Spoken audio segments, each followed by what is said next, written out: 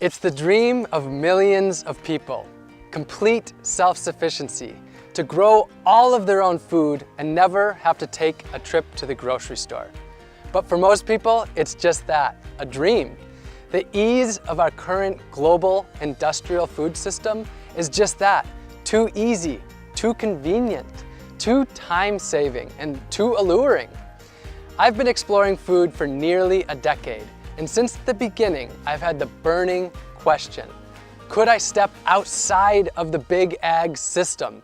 Could I go without grocery stores and restaurants? Nothing packaged or processed, nothing shipped from a far-off place. Could I grow and forage 100% of my food, everything that I ate for an entire year? That's exactly the journey and the quest that I decided to set out on, and now I'm here to share the story with you. But one big thing. I had very little experience with growing my own food. When I lived in San Diego, I did have a few raised beds where I grew some greens, tomatoes, and herbs. But as a traveler for the last 7 or so years, I had never really settled in one place long enough to grow my own food. So in order to do this, I would have to settle in one place. And that place that I chose is Orlando, Florida, where I'm sitting right now. Besides being really fresh to growing my own food, I was also fresh to the scene here in Orlando and Florida. And I was giving myself just 2 years here before hitting the road again. So I had to get planting as soon as I landed here. But I didn't have a garden, I didn't own any land, and I had almost no experience with foraging in the state of Florida. I chose Florida so that I could grow food year-round. And I chose Orlando because I had passed through here a few times and met a great community of permaculturists and people who grow their own food. And specifically, I chose the community of Audubon Park because that's where Orlando Permaculture and my friends at Fleet Farming were based, and there was already a movement here of turning front yards into gardens, so I would have the support I needed in order to do it here.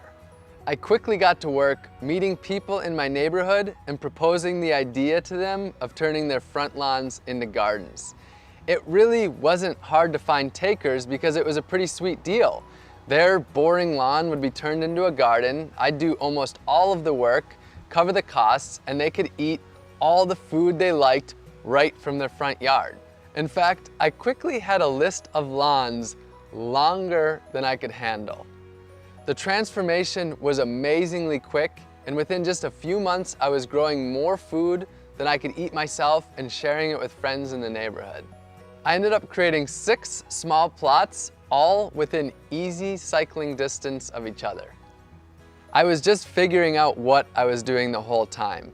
I went to local meetups like Orlando Permaculture, volunteered in the garden with Fleet Farming, visited farms and gardens and nurseries, took foraging classes with local foragers like Green Dean, read books by local growers, and watched videos online and more. For a place to live, I built a simple tiny house homestead in the backyard of a community member that I met.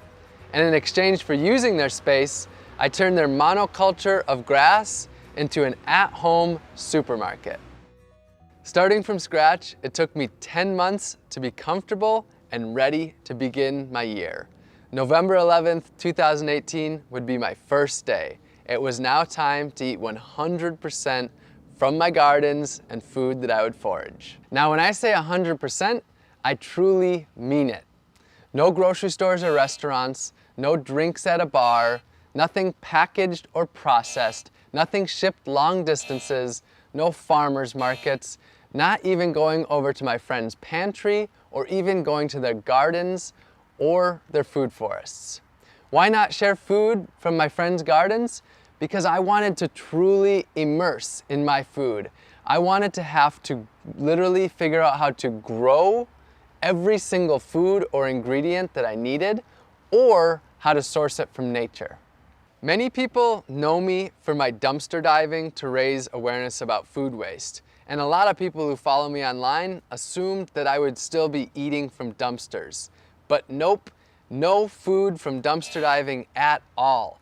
I had already proved to myself that I could live off of the waste of our globalized food system. Now it was time to see if I could step away from that completely. That included everything that I put in my body, even supplements, vitamins, and medicines. Now you'd think on day one that maybe I'd have eaten a lot of 100% homegrown and foraged meals, but to be honest, my first meal on day one was my first 100% homegrown and foraged meal of my entire life. It was day one and I was in the deep end. But I had laid the foundation that I needed. My gardens scattered across the neighborhood were full of food, and I had scouted out food both in the city and the countryside to forage. My supermarket was on nearly every street I could walk down, and the shelves were stocked. Over the last 365 days, I grew and harvested over 100 different foods from my gardens and foraged over 200 different foods from nature. That's a new species for almost every single day of the year. I grew a dozen different greens packed with nutrients: moringa, katuk, chaya, purslane, collards, kale, and perennial spinaches, just to name a few. I grew sweet potatoes, cassava, and yams for my main caloric needs, pigeon peas and southern peas for protein, delicious fruits like papayas and bananas, Seminole pumpkins, carrots, eggplants, just to name a few vegetables, and garlic, onion, peppers, and many herbs to add flavor and nutrition to all of my meals. And I raised bees for honey to satisfy my sweet tooth, which, believe me, I do have quite the sweet tooth. All of the bees that I stewarded were rescued with my friend Dennis the Bee Guy from locations where people didn't want them living, such as in the side of their homes. I harvested giant wild yams from the woods, picked coconuts to make coconut milk, butter, and coconut curries, foraged from fruit trees in the wild, growing in public parks, and in the city with the bounty of fruit falling onto the sidewalks. And of course, wild bananas too. I caught fish from the oceans, lakes, and rivers, and even harvested deer that had been hit by cars during my visit to Wisconsin. I harvested over 20 species of mushrooms in the woods, picked nutritious plants that people call weeds that they walk by unknowingly or even constantly battle with in their yards and gardens. My caffeine came from the native Yaupon holly tree that I made a tea from, and I even harvested my own sea salt from the ocean by collecting the water, boiling it down in a pot until I was left with just the sea salt for my meals. I grew and foraged all of my own medicine and vitamins too. I grew fresh turmeric and ginger in my gardens, foraged elderberries from the wild. I harvested reishi mushrooms and herbal teas, and grew moringa, also known as the vitamin tree, to make an easy to travel with multivitamin powder. But most importantly, my food was my medicine. It's a different way of thinking for most people, but even the weeds that grow just outside of our doorstep are some of the most nutritionally and medicinally dense plants on earth. For the last year, nature has been my garden, my pantry, and my pharmacy. With the seasons, my foods varied greatly. I cooked up dozens of different healthy meals, fermented foods like sauerkraut with my homegrown cabbage and herbs, and fermented delicious beverages like honey wine and ginger beer, and whipped up delicious desserts and ate the healthiest food of my entire life. This was food that I could feel truly good about eating. It was all local, all natural, and all organic. I made it through the entire year without using a single pesticide. Now sure, I had my problems with pests, like when the cucumber worms decided to attack my Seminole pumpkins. But when I was growing over 100 different foods, if the pests were attacking 4 or 5 of them, I still had 95 other foods that I could eat. Just as importantly though, I chose to grow the plants that thrive in this environment. When I started, I didn't walk down the aisles of the grocery store and ask which foods that I liked the most. Instead, I talked to local farmers and gardeners and my permaculturist friends and asked them what foods grow so ridiculously well and so ridiculously abundantly that I could hardly screw it up. And those are the plants that I chose to focus on, and that's one of the main things that got me through this year. This was without a doubt one of the most challenging things that I've ever done. A year is a really long time, and I had my highs and my lows. There were times when I felt my absolute best, and there were times when I just didn't know if I could go on. Generally, I did get enough food. My weight stayed the same about the entire time, so I did have enough calories, but there were times when I felt like I was really deficient, mostly in fat and protein. Those were the times when I found it really hard to want to keep going. And there was the social aspect. I was on my own a lot of the times, not able to join other people for their meals, and sort of isolated, not being able to go to restaurants or eat with friends and family. Overall, with all the ups and downs, the year went about as well as I could have possibly hoped. I maintained my body weight throughout the year, and I never got sick once. And I really attribute that to my food being my medicine. I think that nature is able to provide for our basic needs, and I trusted Earth. I trusted nature. Now, I want to say though, that this project, it wasn't really about my health. It wasn't about a diet. And I don't believe that this is the diet for 7 billion people. I don't actually think there is one diet for the 7 billion people. I think we live on a diverse world where we have diverse cultures and people need to do things in a very different way. So I'm not trying to represent a diet for everyone or anything like that.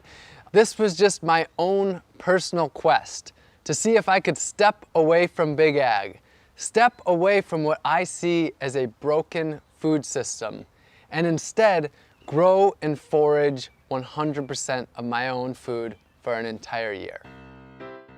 This project wasn't just about growing and foraging all of my own food though. It was about empowering others to grow their own food, to take back power from Big Ag, and ultimately to take back their health and grow their communities. So during this time, I started a few community initiatives. We built 15 gardens for the people, planted over 200 community fruit trees, and sent out over 5,000 free seed packs to help others grow their own organic, healthy food.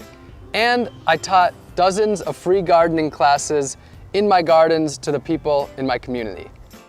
I'll be honest though, I do have an agenda. I want you to question your food. Where did it come from? How was it grown? How did it get to you? And what was the impact that it had on the earth, other species, and the humans that grow that food? And if you don't like the answers that you find, I want to empower you to change them. The good news though is that you don't have to grow and forage all of your food.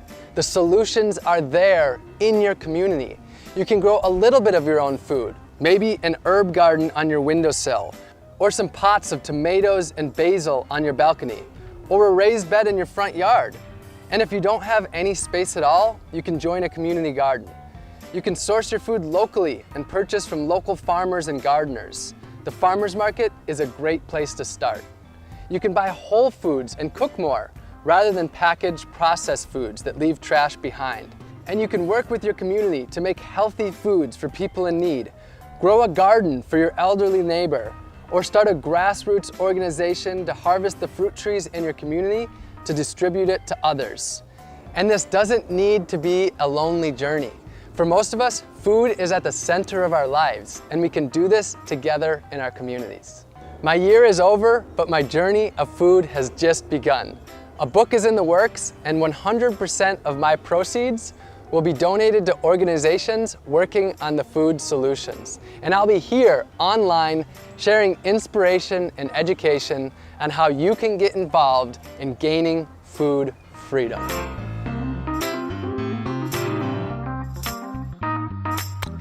My mouth is cold now. My own medicine and vitamins too.